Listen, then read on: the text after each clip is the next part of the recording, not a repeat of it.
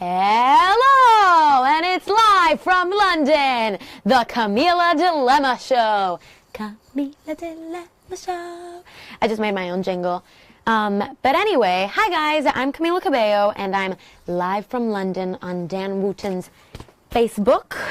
And in Crying in the Club, basically, it's a song from my album that's called The Hurting, the Healing, the Loving. And I talk about turning tears to ecstasy.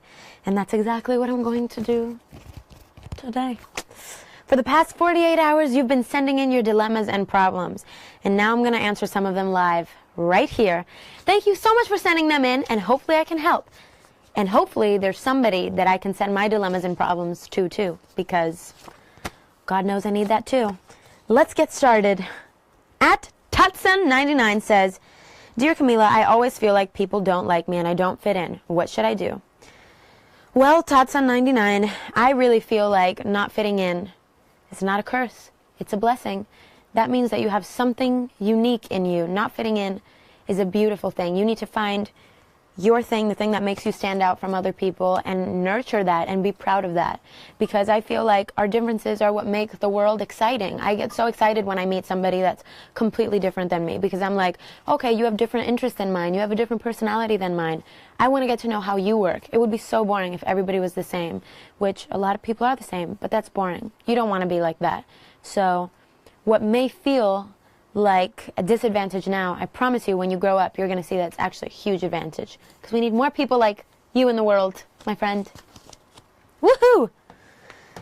I wish I had a live studio audience. You guys can still be like, yeah, Totson! Woo! All right, the next one is from Emily Kirk. Dear Camila, how do you... Oh, dear Camila, it's like we're writing love letters to each other. Dear Camila, how do you re-fall in love with singing and songwriting and music again after being in a dark place? Well, I feel like for a while I was in such a dark place that I feel like I didn't know how to confront my emotions, and that's kind of why I stopped songwriting. And I feel like after stopping for like 6 months, it was hard to pick it back up and write again, because I feel like for me my thing is like it's always easy for me to do melodies. Like I can always do melodies, but I feel like lyrics can only flow out of me if I'm actually going through something at the time, because then I don't run out of ideas, because it's kind of like I'm just talking, I'm just feeling. But yeah, it was hard to pick it back up until I Have Questions happened, which is, I felt like the first time that I really started to open up again about what I was going through. And so basically from that song on, music just became my savior. Like I felt like it was really helping me reconnect with myself again, and it was really helping me talk about what I was going through instead of keeping it in. And that's what got me through it. So, yep. So music is the most therapeutic thing, in my opinion. Or any form of art or self-expression can make you re-fall in love with your passion, with life, with everything. So, yeah. Alexis Brock says, Dear Camila, how do you learn to let go of someone who's not necessarily good for you anymore? Ooh. I think it depends what kind of relationship it is, because I feel like I've been in a situation where it was like a romantic relationship where the person was not good for me anymore, as in I knew that it wasn't going to last, but it was so much fun and so amazing at the time that I was like, okay, this is worth this memory. Like, this is worth the kind of passionate thing, even though I know that this is not going to last for a long time. And so in that case, I kind of knew what I was getting into. I knew he was trouble when he walked in, but I did it anyway. But anyway, yeah, sometimes you have to decide if it's worth it or not in like a romantic situation. In a friendship situation and just like people that are toxic, I definitely feel like the best thing to do is just be like, honestly, I need to take care of myself. Because once you're in a toxic relationship with somebody like that, it can really start to, scar you for a long time. And, there are people that, try to just kind of put you down, or people that have this negative energy that's just meant to, like, drown you, and those are the kind of people that I feel like you have to cut off as soon as possible, because it starts to affect the way that you see yourself, and you start to see yourself through that person's eyes, which is really, really unhealthy, because that can definitely take a long time to recover from that. So, you know, as hard as it is, and causing the least damage as possible, you know, try to just be honest with the person and just be like, hey, I really need to, you know, take care of myself in this situation. But I wish you the best, and peace out. Don't say peace out, but yeah. Let's see.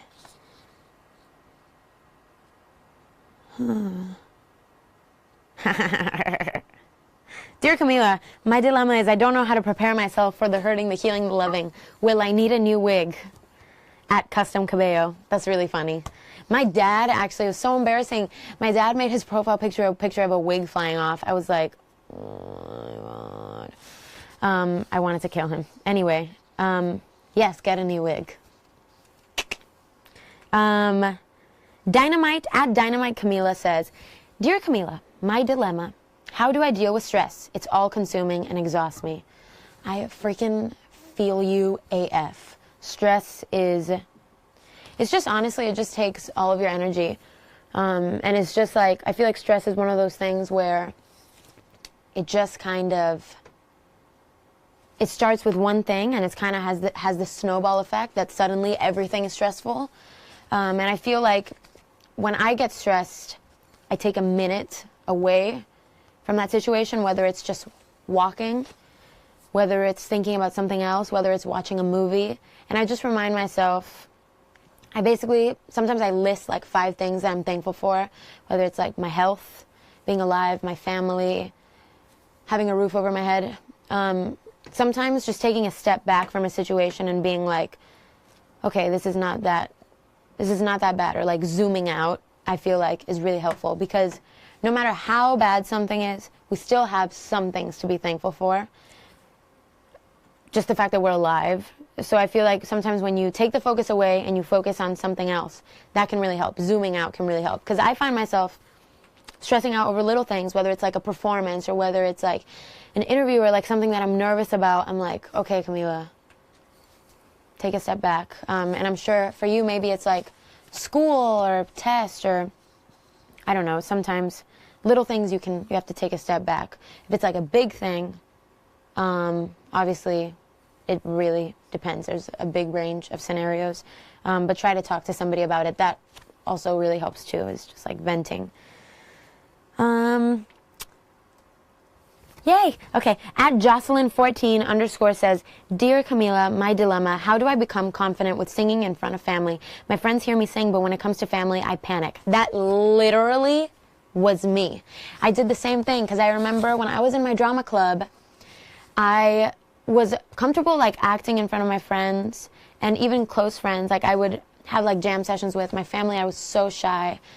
I actually I didn't lock my grandma in a closet. I made my grandma just like go behind a closet when I visited her in Cuba one time. And I made her go behind a closet in order to sing for her. And she came out of the closet, and my grandma literally, like anything I do, she just cries. And she was like, oh my God, that was so beautiful. Or whatever. I'm sure it wasn't. I was like 12 years old. I think it just meant a lot to her that I sang for her, because she always knew that I sang around the house. But I feel like, I don't know if I have good advice for this. I think the best thing to do is realize, I think sometimes with family it can be scary because it's people that you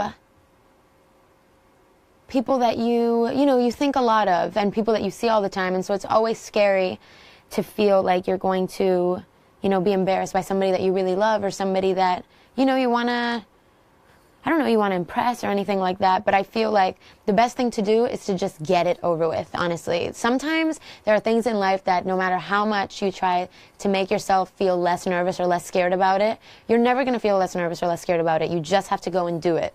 And once you do it, even though you're going to, feel really nervous in the moment, after you do it, you're like, oh, I survived. I'm still here. And you realize that it's actually not that bad. And I promise you, once they hear you, they'll be like, oh my God, that's going to mean way more to them that you actually shared that part of yourself than them judging you on how good you sing. Your family doesn't care. They just want to love you. So yeah. Let's see.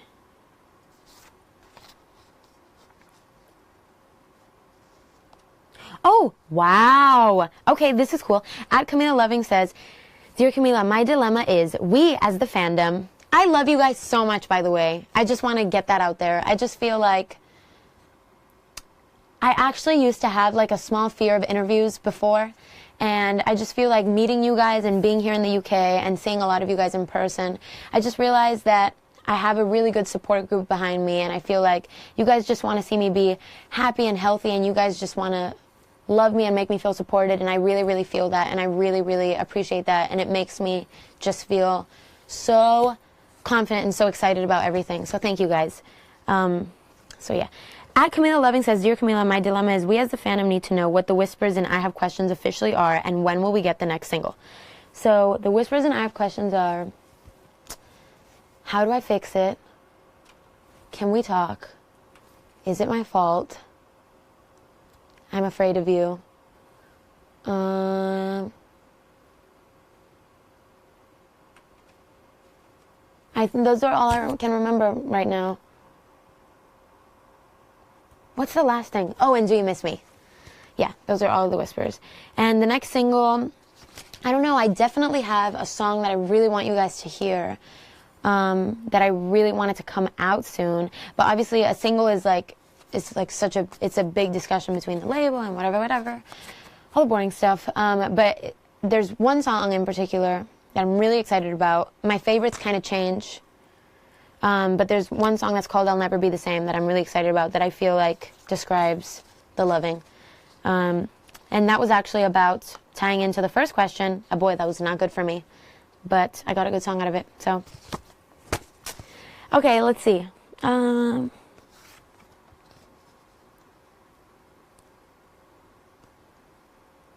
What's a fuddy-duddy? Let's see. Oh, that is.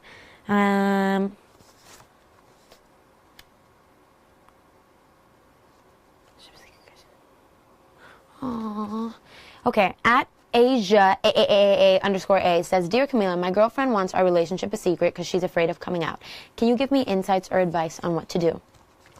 I feel like, I mean, that's such a personal thing, but I feel like everybody, I think that she'll be ready to do that when she's ready to do that, and I don't think that, you know, you can push somebody because you never know what they're going through. You don't know what their relationship is like with her family. You don't know, you know, how comfortable she is with it herself. Maybe it's new to her. I think that it's important to just make sure that just she feels supported and just be like, hey, I love you. And hopefully she has a good support system that make her feel, you know, accepted and loved.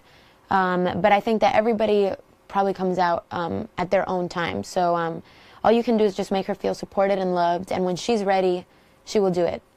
But I've learned that with stuff like that, in the meantime, all you can do is just love them. So yeah, just love her. Let's see. Oh, at Camila's Mini, Dear Camila, my dilemma, I'm secretly in love with a friend and I'm too scared to do anything about it. I wonder if they know. Because I feel like when I like somebody, it's written all over my face. I'm like, I feel like, honestly, life is too short. And I've learned to not take that stuff too seriously because sometimes you never know. Like this person, you might be in love with them and you think that they're so amazing, but you don't really know what it's like to be in a relationship with that person. What if you're in a relationship with that person and it turns out they, you know, they don't fit, they're not the right fit for you. So don't put too much, don't invest too much, don't make it too much of a big deal because you really don't know until you know. So yeah, don't take it too seriously. You're going to have so many people that you fall in love with during your lifetime, so many people that you have crushes on. And life is just about, you know, trying stuff and being like, hey, I like you. And just putting yourself out there. And if they like you too, then be like, okay, great. And if they don't, you're going to find somebody, you never know when. It could be the next day, it could be the next year. Everything happens when it's supposed to, though. But never let fear keep you from, you know, jumping into something that could be beautiful. So just take the jump and just do it. Say it. Let them know. Let's see.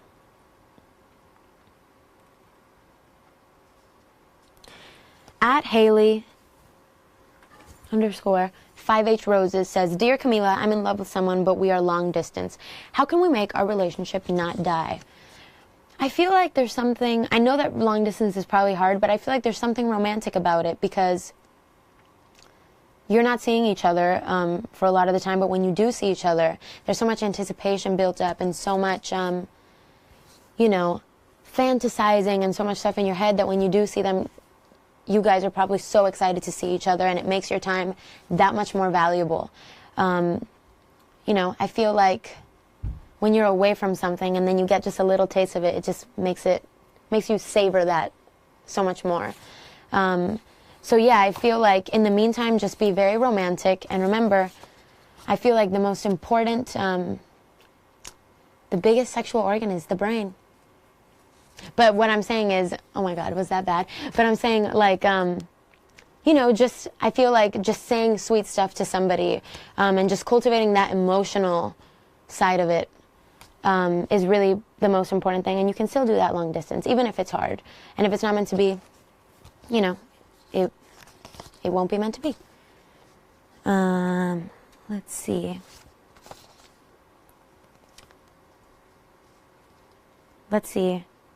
Dear Camila, at Sasha's Cabello says, Dear Camila, how can I ask my friends to buy Crying in the Club without annoying them? Just like sneakily slide it in there, you know what I mean? Just be in the car and just put on a song that you know that they'll like, and then just put my song next and be like, huh? And then if they don't like it, just be like, really like this song, and then hopefully, you know, hopefully it all works out. But anyway, if it's really annoying them, if it's going to sacrifice the friendship, then you don't have to play it. Just kidding. Okay, let's see what else we have here.